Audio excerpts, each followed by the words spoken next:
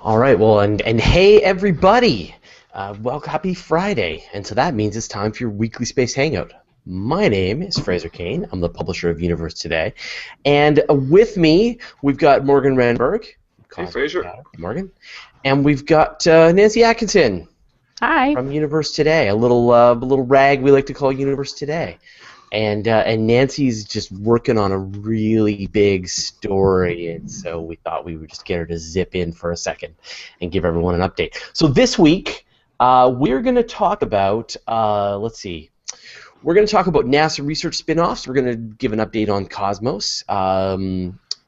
Beta Pictoris rotation rate. Morgan put this in. I'm not sure exactly what we're talking about. Astronauts getting to space via trampolines, of course. A million updates on SpaceX. A cool picture of Uranus from Cassini. And this strange object that's about to be consumed by the Milky Way supermassive black hole. What is it? A selfie from Curiosity and a new live stream from the International Space Station. So now, Nancy, I know you don't have a lot of time. So why don't we sort of zip right over to you? Before we do that, I just let people know you can communicate with us, you can interact. We've got the QA app enabled for this Hangout, so go ahead and if you want to make a post, you can do that. And another thing as well, just a reminder that if you don't want to watch the show live, I understand. And if you don't want to watch it on YouTube, I also understand. If you like your weekly chat show space news in audio format, you can download it from iTunes. You can get there's an RSS feed for all the audio versions. So just do a search for the Weekly Space Hangout on iTunes, and you should be able to get it there. And we're going to sort of make it more obvious all the places you can. But the point is, you can get the audio or the video download it directly to whatever device you want, and then you can you don't have to wait and be slaves to this online thing.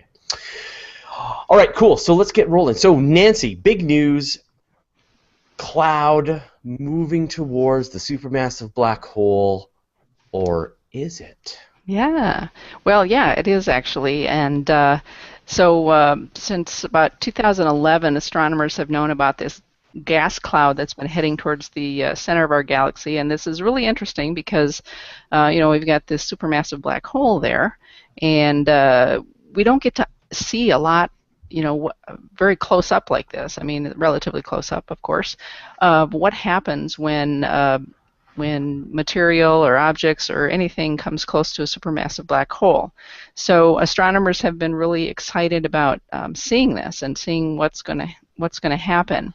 Initially, it was thought that this was just a gas cloud, and but as people began observing it, they just kind of noticed, it wasn't stretching apart as much as if it was just gas. And so some astronomers, and Fraser actually got to talk to Andrea Getz from UCLA last fall, and she kind of explained how there are kind of two camps on this.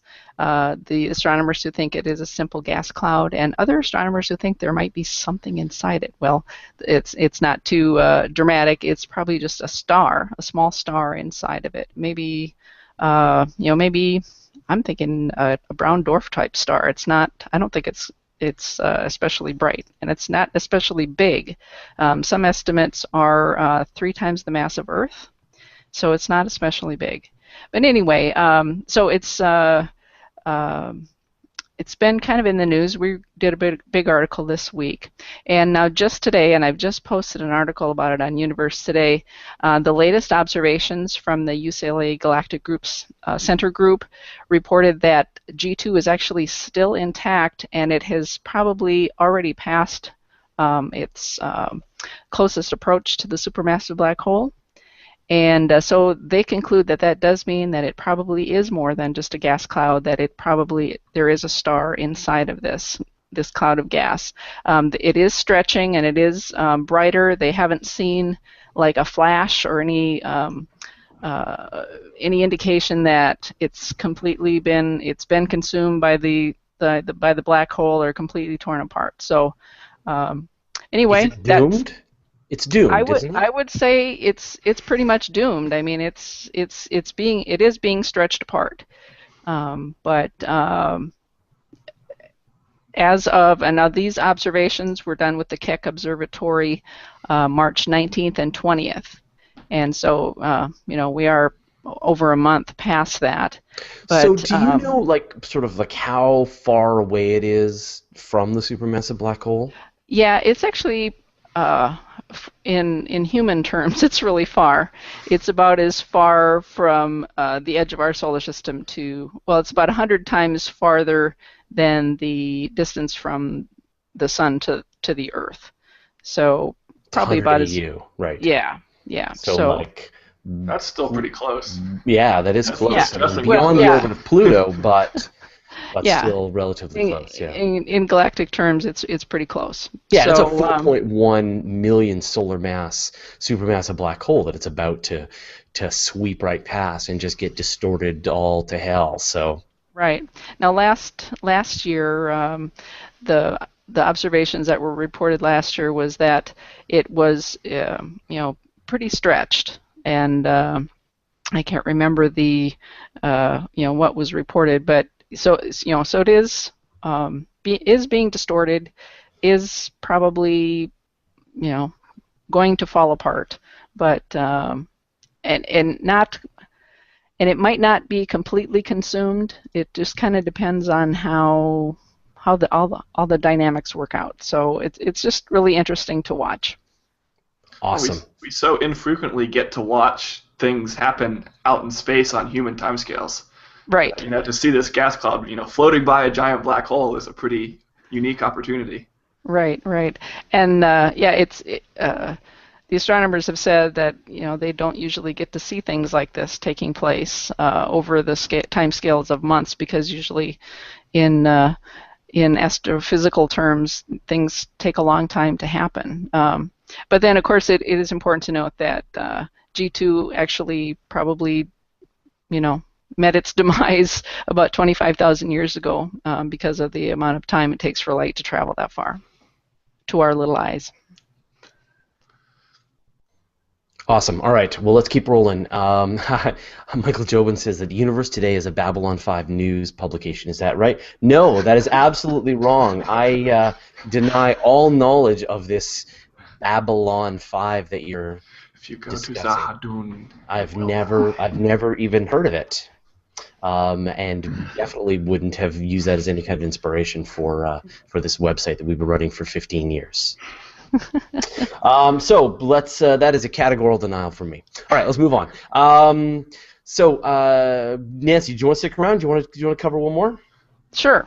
What do you want me to talk about? Do you want to talk about the live stream from the ISS? Sure. And if this is pretty cool, and let me just get it up here so I can see. You talk, and I will try and get it going. Okay. Well, starting just this week, and actually I think it went live day before yesterday, a new experiment was brought to the space station on the Dragon spacecraft, making the payload run to the International Space Station, and it was attached on the outside of the Columbus module on the space station, and it's called the High Definition Earth Viewing, and it's actually a student experiment, which is really cool. But what it is, there's 4 different cameras outside of the space station, and so we basically have HD video streaming back to Earth in real time. It's kind of mesmerizing to watch it. Yeah, it really is. Yeah. Let's watch it right now. I think I could be safe from a copyright takedown, but now I'm completely paranoid. So yeah, there's a really cool view of just the Earth's oceans, I think, right now. It's very cool. It's just kind of neat to know that it's in real time, and it is really good high quality video. It's HD. And there's like 4 multiple cameras, right? Yeah, 4 different cameras. So my understanding is that the 4 different cameras kind of there. Do you see the shadow going across that instrument right there? Right now. Boom. That's so cool. Sorry, please go on. Okay. This is live. This is live from the International Space Station. This is right. We're living the dream. Yeah. So my understanding is that the 4 different cameras kind of cycle automatically, and they kind of switch between each other. So sometimes you will see the Soyuz, I think, that's hanging down from the space station, and then other times you get a clear view of, just like you're floating out there in space. It's really cool to watch. My productivity has fallen the past few days as far as work goes. Yeah. Thankfully, there's a 45-minute or about a 40 to 45-minute time period of where it's completely black because the space station is in orbital night. But so I'm able to get some work done at that point. But and you can get that on Ustream. Just do a search for ISS live stream. Now there was recently the EarthCast folks had also installed a camera on the International Space Station, which has a steerable arm, and the goal was also to do this sort of live view from the space station. Have they gone live yet? Well, the cameras are installed, and as far as I know, everything is working well. But it's not easily obtainable. I think when you go to the EarthCast website, they want you to sign in, and so it's a little more. And so I did go there yesterday, and I saw that they wanted me to sign in, and I just forget that. Sign in. So not when I could just go over to Universe Today and see where we had posted the live stream and just watch it. Exactly. No problem. Right. Everyone should go to Universe Today because that's the only place you can find this. All right. Awesome. Okay. So let's get one last thing here, and then I'll let you go, and that is this great selfie from Curiosity. I don't know if you saw it. Yeah. It's a really cool. Selfie, and I don't know which one do you have up? Okay, that I've got one. the one. This is Jason's. So Jason Major couldn't join us, but he helped kind of make this selfie look really pretty. But he did a really quick and dirty, but a very nice job of it, putting together probably about over 100 different images taken by the Curiosity rover, and I think it's fairly recent. I think the images were taken like on April 27th, if I'm looking at my calendar right. So yeah, it's pretty cool. I mean, you got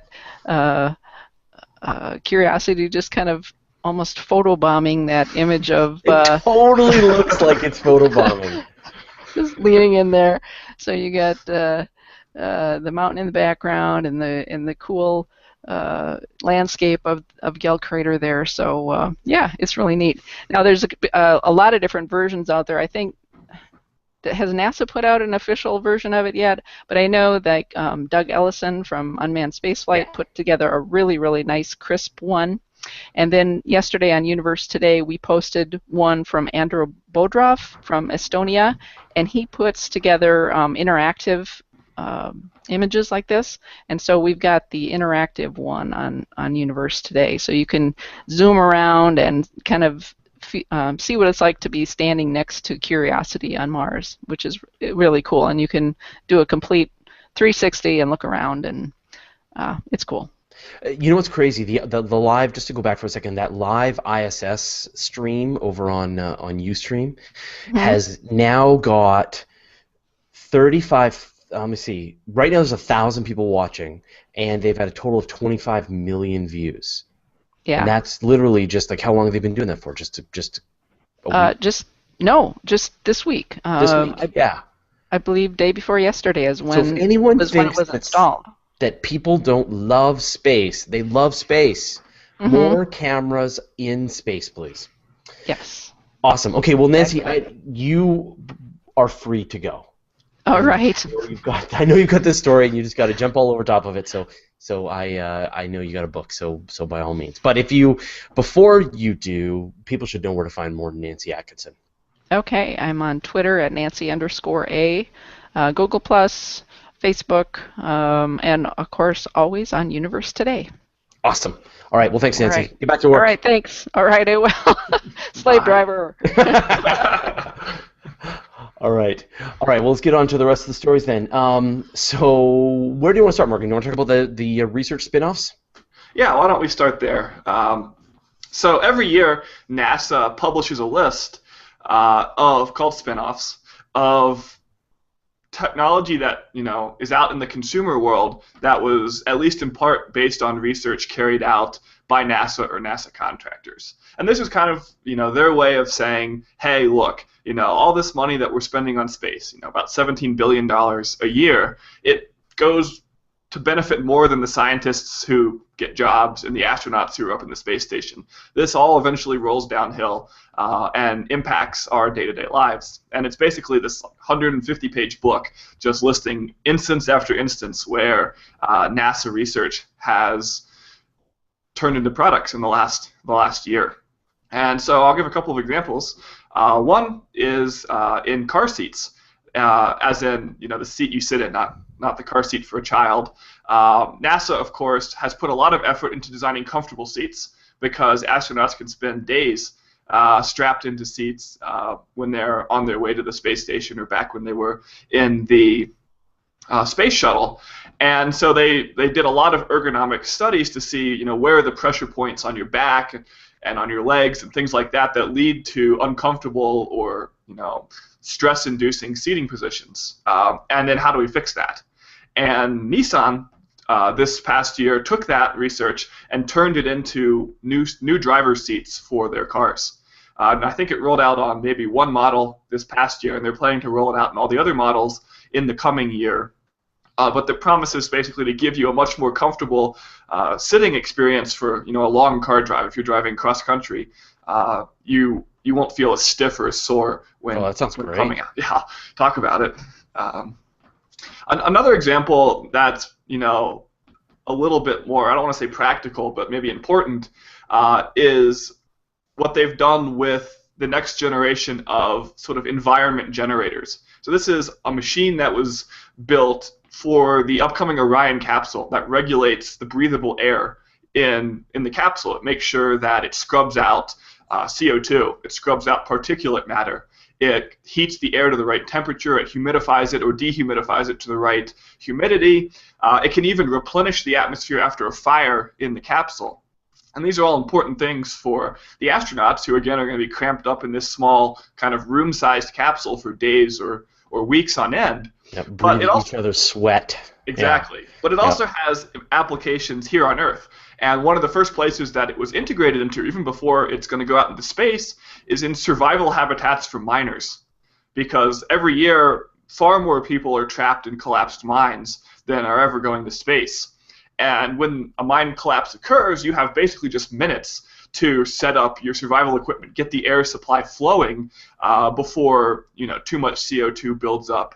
And when the collapse occurs, dust is just thrown up everywhere. This is very harmful to trapped people. And so by having this system where you basically just push a button and it starts circulating the air and cleaning the air and cooling the air and doing everything that needs to be done, this saves precious time for people who are trapped in collapsed mines underground.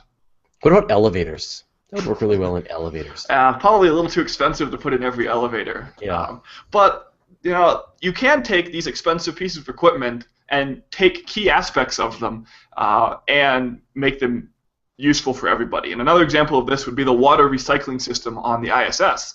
You might remember from a year or two ago that NASA has this $100 million water cleaning unit basically on the space station that takes waste products like urine and turns them into drinkable water. And of course, that's very important on the space station because water takes up a lot more space than air does. You can't just ship an infinite supply of water and have people use it. And so they have to recycle, and they can recycle well over 90% of the water used on the space station. Yeah, when you look at cities, so I mean, like cities like Las Vegas and stuff, which are completely dependent on dwindling water supplies, and so the kind of technology that will help you start to reuse and repurpose that water so that you can really make the fountains outside the Bellagio look nice is really key. So you can see that kind of spin-off technology having some use.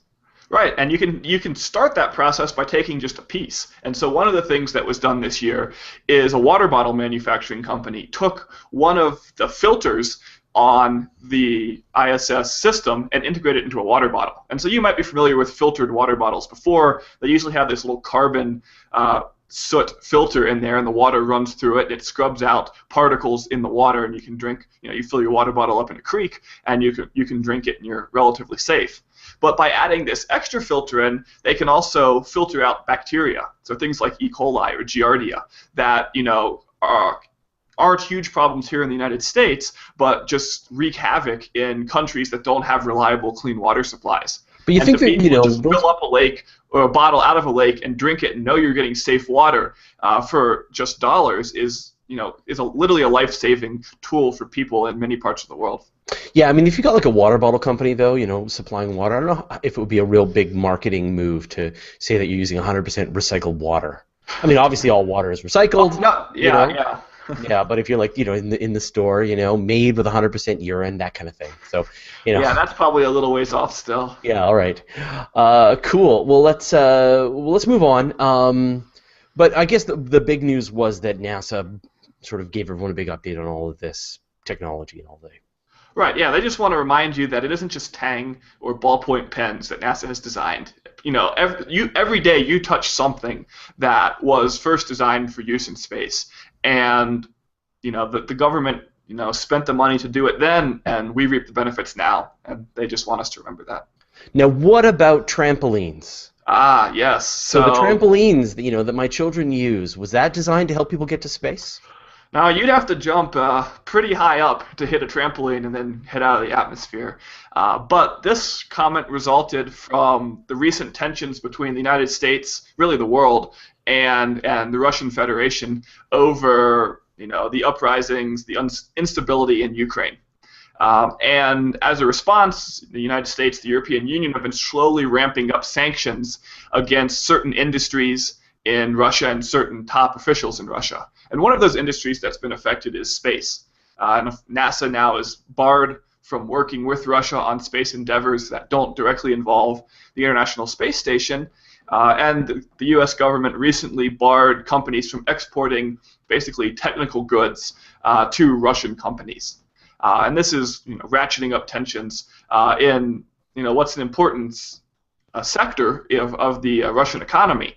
And so, kind of out of frustration, the deputy prime minister of Russia last week tweeted basically that maybe NASA needs to consider sending its astronauts up to the space station on trampolines. This is kind of a veiled threat saying, pointing out the reality of the situation, which is, the rest of the world is dependent on Russia for access to and from space. Now, it's unlikely that the Russian government would ever act on these threats because they're incredibly lucrative for the government. One astronaut ride to the space station costs the U.S. about $70 million, and we're about to make a payment of about $500 million to the Russian space industry for services rendered. And, that's a lot of money. That'd be a lot of money for NASA. It's even more money for the Russian Space Center. And it's unlikely that they would withdraw that sort of. Yeah, and so I wonder if there's a company in the United States that could be prepared to take on some of those contracts. I wonder. I wonder indeed. It's certainly, it's the risk that Russia runs with this is to push NASA and the U.S. government into the arms of SpaceX and Boeing and Orbital and companies like that. And right now, we're years away from launching astronauts to the space station on private companies' spaceships. But with money, that schedule could be accelerated, and that would just make Russia more irrelevant in the space industry even quicker. All this tension had to have been occurring to Elon Musk. He's been watching it, and I mean, the Dragon capsule is cheese rated, right? It can launch a human astronaut's worth of cheese to the International Space Station. And so, we've talked about this before, that, what was the last estimate? A couple of years, maybe? 2016 that they're quoting right now. Yeah. I'll bet they've got plans to try and accelerate that. I wouldn't be surprised if SpaceX comes out early and is able to start supplying astronauts to the space station. And then that's it. I mean, then all of this saber-rattling and blustering is lost Russia hundreds of millions of dollars, and it's too bad. I mean, I'm really torn. On the one hand, I love international cooperation because more international cooperation and international trade that you have, the more peace you have. You know, you're not going to invade the country that's buying all of your goods and services. So I really like the idea. And if I had my preference, I would way prefer to have all of this sort of space stuff done in a disaggregated way across the entire world. Everyone's got a piece of it. Everyone's working on it. We're all collaborating. We're buying and selling from each other. And then there's no reason to pull out your guns and invade Ukraine and any of that stuff. And at the same time, there's got to be redundancy. There's got to be a way that you can say, oh, the Russians can't do it. No problem. SpaceX is ready to go. Oh, no problem. ESA's ready to go. Oh, no problem. The Chinese can handle it. But right now, there's just the Russians. So they've got all the power in the world to put the screws to the United States and the Europeans and just say, nope, nobody's going to the space station until you guys laugh at our trampoline jokes.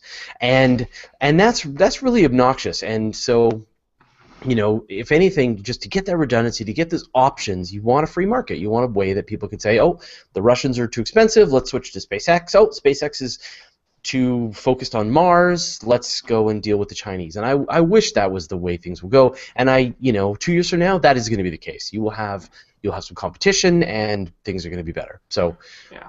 Well, when you have an investment the size of the ISS, you want a front door and a back door. The ISS costs more than $150 billion to build, of which the U.S. taxpayer has picked up more than $100 billion. And you don't want to float $100 billion and then have no way to go after it. And I think that that's becoming increasingly obvious to people in NASA and to politicians, and that's only going to push us towards diversifying, whether that's towards international cooperation or public-private partnership. Yeah, absolutely. Cool. Well, we got a few more sort of little bits of SpaceX news. Now, last week you talked about the Falcon rocket returning from space, the first stage, landing gently in the ocean. And I know some people kind of took you to task in saying that, in fact, like maybe it wasn't hovering, that it was landing in the water. But new videos, new horrible, scratchy, unplayable videos have come out, and what have we seen? Right. So last week I said that the Falcon 9, after returning from launching the Dragon capsule of the ISS, hovered over the water for 8 seconds. And someone got on YouTube and pointed out to me last week that, in fact, it didn't hover for 8 seconds, it floated for 8 seconds, because the rocket can't basically turn its throttle down enough to reach hover yet at this point. But the big takeaway is that it landed softly as opposed to just plunking in at hundreds of miles an hour. And they had video of this, supposedly. But the storms were bad, the weather was bad, they weren't really able to transmit that video clearly to waiting ships. And so what they put out is about 30 seconds of the worst video you've ever seen. I mean, think of the worst VHS tape you've ever seen, and then just take a screwdriver to it, and then put it in the machine again. Yeah, totally. And it kind of looks like what they've put out. And they're hoping that amateur internet denzians will be able to clean this up and make it look like something. I'm skeptical. At most, I think you can see the rocket for about 3 frames near the end, and the rest is just basically a gray screen. Yeah, there's like one frame that looks good, and you could see the legs out, the ocean below, the side of the rocket, and then it's all just garbage again. Yeah.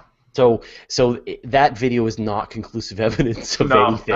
Unfortunately, we're going to have to wait for another. But it's not long. It's just a couple of weeks, right? And then we're going to get another test. I don't know when the next launch to the space station is, because I don't know when the next launch to orbit is. Yeah. But they intend to basically test on every launch now, and they do both public and private launches. So they could be launching, a communication satellite or a TV satellite or something relatively soon, and be able to test on something like that. And this is it's the Orbcomm Falcon 9 in 2014. What's the date? Sorry, I don't have the date. Anyway, Yeah, and I mean, Elon Musk said that this is the most important advancement that SpaceX has ever made, and I think if this works, it is one of the most important advancements in the history of rocketry for the last couple of decades. I mean, this is a gigantic, leap forward. If they can get to the point where these rockets are taking off, releasing their upper stages, decelerating, returning to the launch pad, refueling, popping another upper stage on top, and they're heading up again, or that's a total game changer. It's going to decrease the launch costs. It's going to just increase the speed, the turnaround time, and what that's going to give us, and I think it's really important, is that it's going to allow people to launch things into space that they never thought they wanted to do before. And this is the exact same reason. We have high-speed bandwidth into our houses. We have high-speed bandwidth to our mobile phones. What do we use it for? Stupid, ridiculous things. Like broadcasting a space news show from your house, watching YouTube videos and watching sleepy cats fall over. I mean, the point is that we don't know what we're going to use this stuff for. We just know that if the prices come down, we're going to use them. And so new ideas, new technologies, new missions are going to be thought up that never would have been possible when it was $10,000 a kilogram, $1,000 a kilogram. But when it gets down to a few $100s a kilogram, some missions are going to start to make sense. This was the dream of the space shuttle back in the late 70s, early 80s. The space shuttle was supposed to launch 20 to 50 times a year. In fact, after Challenger, it never launched more than 3 or 4 times a year. But it was supposed to make access to space inexpensive, timely, and routine. And now it seems like we may finally be on the cusp of sort of achieving that dream. And once we do, you're right, the limits to what, how we can make use of that are basically as far as we can imagine. Yeah, and so, this is not about just decreasing the launch cost of the existing ideas that we've already seen. This is a whole other world. I don't know when the next mission's going to launch. I apologize. It's soon, anyway. They're going to have another SpaceX launch soon. So this is really SpaceX's. I mean, if Boeing and Lockheed Martin haven't got something similar in the works, I think they're just going to get killed. And speaking of Boeing and Lockheed Martin, and we talked about this a little bit, that SpaceX is trying to do an injunction, or it's trying to stop the U.S. military from just buying a bunch of rockets from these guys, and now the court has awarded them an injunction. So they might get a chance to bid on these launches. So SpaceX is not only using the Russian troubles today to sort of boost them forward into manned spaceflight tomorrow, they're using it to benefit themselves today, because the reason the injunction was awarded in the first place is that the Atlas V rocket, which is built by Boeing and Lockheed, is based on parts from Russia. And with these newest round of sanctions, SpaceX filed a lawsuit saying that this deputy prime minister of Russia, one of the people who's targeted in the sanctions, actually benefits financially when these rocket engines are purchased from Russia. And because of that, we can't buy things, from companies that he owns, more or less. And that stops Boeing and Lockheed from buying these critical components from Russia to build the Atlas V, and it basically puts a hold on this contract until it can be sorted out. Yeah. And then more news. Yeah, man, you remember in the olden days we used to talk about NASA all the time, but now we're just going to talk about SpaceX. Is they did another test of the F9, and this is sort of that technology that lands, and they got up to 1,000 meters. Right, so this is the opposite end of what they tested last week, where they tested coming down from the upper atmosphere and landing somewhat slowly in the ocean. Here they're starting from the ground. They blasted up 1 kilometer, that's about 3,000 feet, and hovered and then precisely landed back on the landing pad. And this is sort of the final piece of the puzzle, is once you're up there, coming down to a pin-perfect location so that you can land safely and repeatedly. And they've been working with the Grasshopper for the last year or two on this, and this has been their most successful test yet. Yeah. So two people have jumped in with the comments, Helg Bjorkhaug and Albert Vandersluis. The next F9 is on May 10th. So, okay. So yeah, just a week. just a week away from now. So I was right. Soon. Cool, but yeah, look at this. Yawn rocket takes off, gets to a kilometer, it's already, lands again on the launch pad with pinpoint precision. Oh, tell us something. 2 years ago, we were here ranting and raving about how amazing this is, and now it merits about 30 seconds. Yeah, whatever. Let's move on. Let me know when it's an upper stage. Okay. So I'm going to show a picture. Let's show this picture of another pale blue dot. Let's see if this will work. All right. There we go. Is that coming through?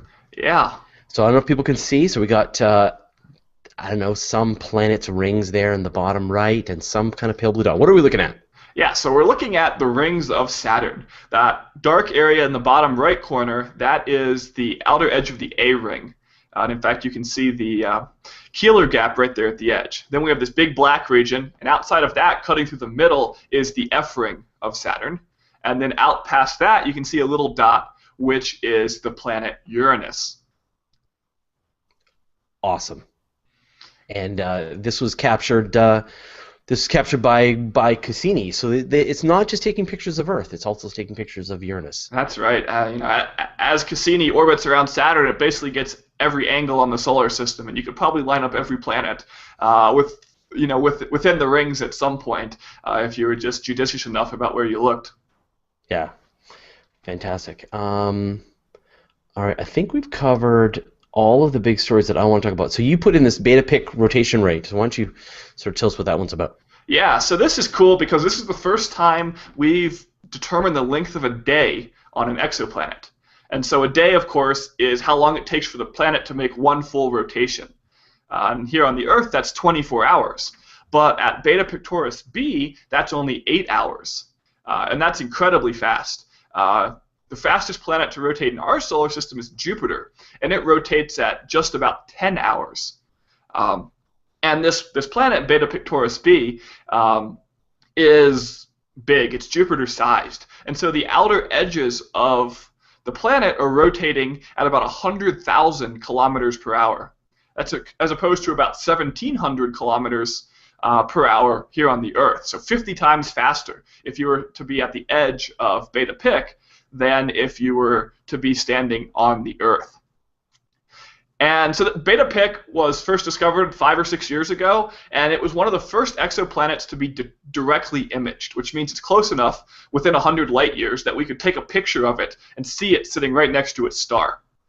And because of that, because it's close and easy to see, we can use techniques that we couldn't otherwise use on exoplanets. And so what they did with this, to determine the rotation rate or the length of the day, is they looked at it with a radio telescope. In this case, the Very Large Array, which is out in New Mexico. And what they did is they looked at one edge of the planet and they measured the wavelengths of light coming to it. And then they look at the other edge and they measure the wavelengths of light.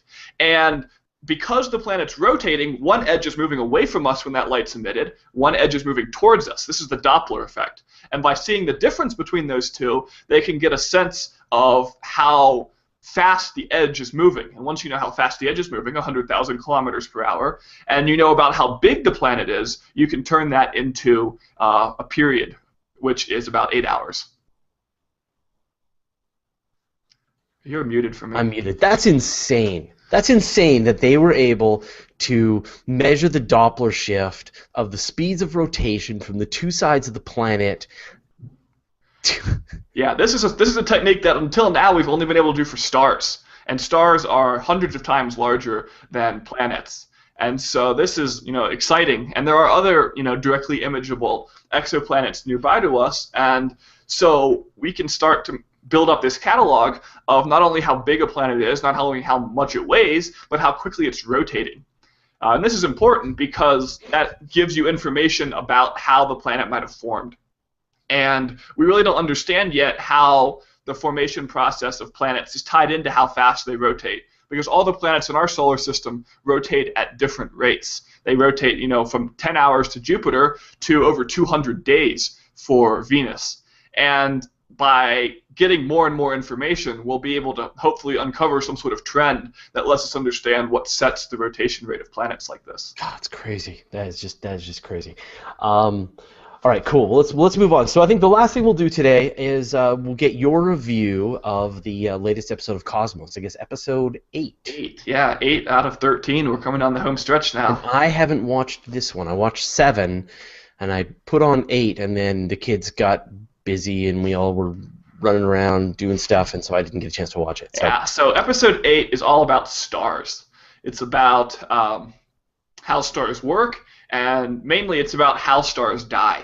So talking about things like nova and supernovae and hypernovae and the remnants that are left behind after a star explodes, whether that's a white dwarf or a neutron star or a pulsar or a black hole. And this is, I think, a lot more the kind of episode that I expected the show to be. It was really flashy, lots of CGI. It was gorgeous. It was really pretty.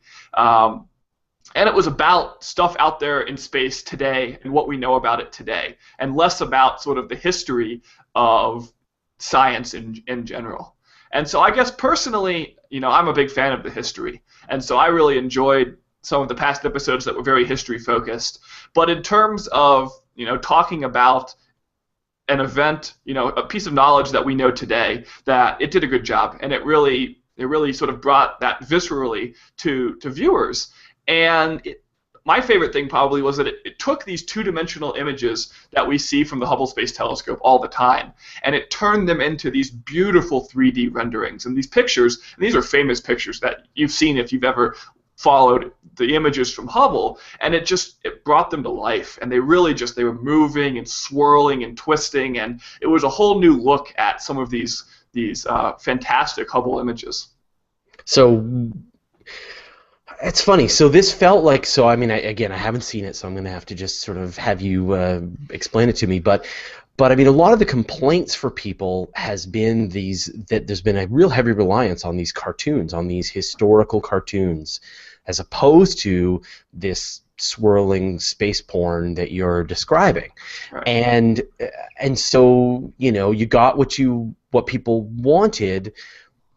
Do you feel like this was a more satisfying episode? I mean, do you think if Cosmos had sort of stick to this kind of stuff, that it would be doing better in the ratings, or what do you think? Well, I'd say that personally this episode was less satisfying to me because, like I said before, I kind of like the history of science aspects. And me too. I feel like it's a braver direction to go to tell these stories, a lot of which are even new to me, Now, that being said, Cosmos is by no means doing poorly in the ratings. I think that it's at least meeting Fox's expectations. It's holding its own against scripted shows on Sunday nights. And so, I think that if anything, this is just going to appease an even broader audience. Because you have people who are interested in the history and like the cartoons and like finding out how we know the things that we know, but you also have people who basically just want to see all the coolest stuff that their tax dollars are paying scientists to discover today. And going forward, maybe we'll be seeing, now that we move into the modern era more and we have more pictures and things to talk about, maybe we'll be seeing more of an interplay between those two sides of the story. Well, let's hope they get a second season. let's just hope. I mean, that's really the goal, right? Is for people to look at this and they'll get a second season. Yeah, I don't know if they're in talks for a second season or not. They're not pulling out. They're not holding anything back this season. That's for sure. They're not canceling. They're definitely not canceling any episodes of it. So, they're good. And this one, I think, is like a lot of these kind of programs are going to live on in the aftermarket stuff. Oh, absolutely. It's going to be a huge educational tool. Yeah, totally. So, yeah. All right, cool. Well, let's wrap things up then. So, Morgan, and before I sort of let people know where to find out more about you, I just want to let everyone know that Morgan joined me for a very special episode of Astronomy Cast during the Hangout-a-thon. Morgan was gracious enough to answer a zillion of my questions about Saturn's rings, a topic that he knows a lot about. So, That's episode 344, which is probably going to get released fairly soon. It's just going to be plucked right out of the Hangout-a-thon. So, but if you didn't watch it, it was great, and I really enjoyed it. And Morgan, you have a lot of depth of knowledge about the Saturnian ring system. It was just great. I think that's probably the latest at night that I've ever sat and talked about astronomy for an hour. So that was, a good thing to check off my bucket list. Post-midnight astronomy. Awesome. Yeah, well, we only had to do a few hours. The good folks at Cosmo were up all night. And if you haven't already, and you do want to participate in the contribute to CosmoQuest, you can go to cosmoquest.org/hangoutathon, and they're still taking donations for the next 34 days as part of this fundraising effort. So if you haven't already, by all means go over there and kick a few bucks towards CosmoQuest and help us continue doing all of the outreach and research that we're doing. Okay, cool. So Morgan, where can people find out more about you? Yeah, well, first off, I'll be taking questions this afternoon over at the Google Plus Space Community. So if you have a burning question or comment or just want to know what's going on, hop over there, go to googleplus.com or plus.google.com, and click on Communities, choose Space, and you'll see the Q&A area right there at the top. Awesome. You can find out more about my writing at cosmicchatter.org. You can follow us there on Twitter at @cosmic_chatter. And now you can follow me and my ramblings, personal ramblings at Morgan Renberg, and drop me a line there as well. Couldn't get at Morgan? I tried at Morgan. I tried at M. Renberg, but somebody in Scandinavia stole that from me and hasn't posted in years. So I had to go with the thing. Well, of course, I am the publisher of Universe Today, and we just released a new video called "Does Light Experience Time?" And it's a very weird video, and it's also very experimental with me walking. So if you haven't already, go check it out. It's just live on our YouTube channel. If not, go to universetoday.com, and you can see all the news. You can follow me as I'm F. Cain on Twitter, and of course, very busy on Google+. So thanks, everyone, for watching, for joining us this week, and thanks again, Morgan, for being what is turning into my co-host for the Weekly Space Hangout. I really appreciate sort of you being able to show up, week after week, and even if it's just the two of us, I think people really still enjoy the show. So it really means a lot to me, and I know it means a lot to the fans who watch it. So thanks, everyone, and we'll see you all next week.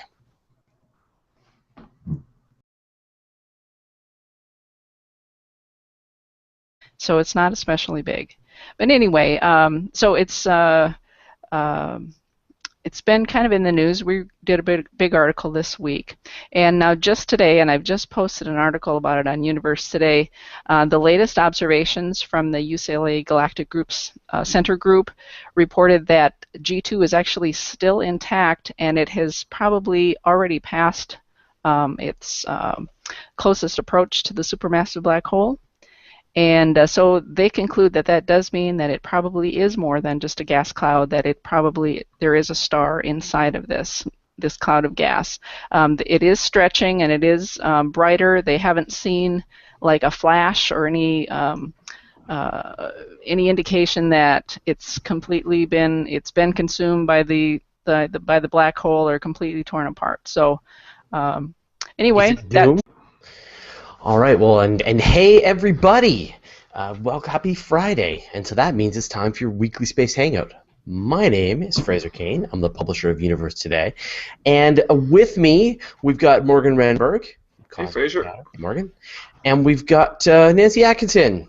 Hi. From Universe Today, a little rag we like to call Universe Today.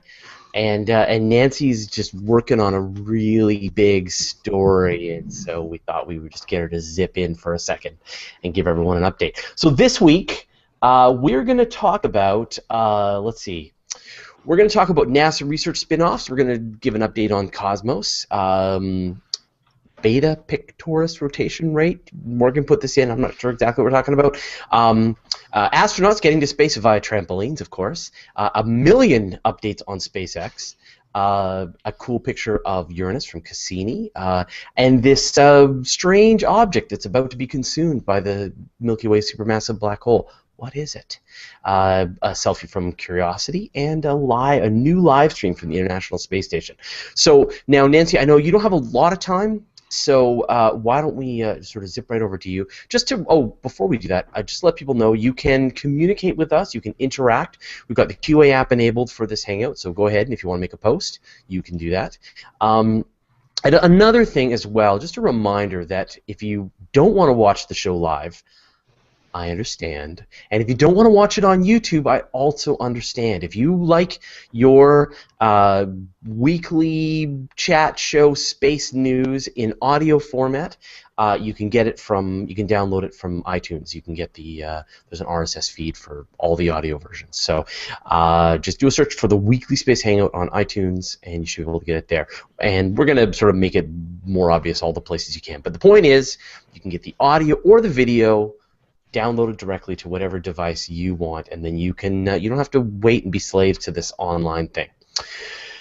All right, cool. So let's get rolling. So Nancy, big news: cloud moving towards the supermassive black hole, or is it? Yeah.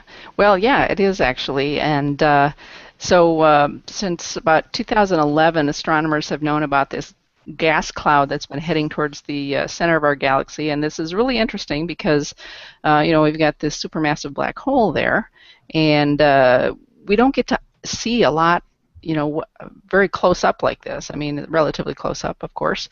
What happens when material or objects or anything comes close to a supermassive black hole? So astronomers have been really excited about seeing this and seeing what's going to happen. Initially, it was thought that this was just a gas cloud, and but as people began observing it, they just kind of noticed, it wasn't stretching apart as much as if it was just gas. And so some astronomers, and Fraser actually got to talk to Andrea Getz from UCLA last fall, and she kind of explained how there are the kind of two camps on this. The astronomers who think it is a simple gas cloud, and other astronomers who think there might be something inside it. Well, it's not too dramatic. It's probably just a star, a small star inside of it. Maybe maybe I'm thinking a brown dwarf type star. It's not. I don't think it's especially bright, and it's not especially big. Some estimates are 3 times the mass of Earth.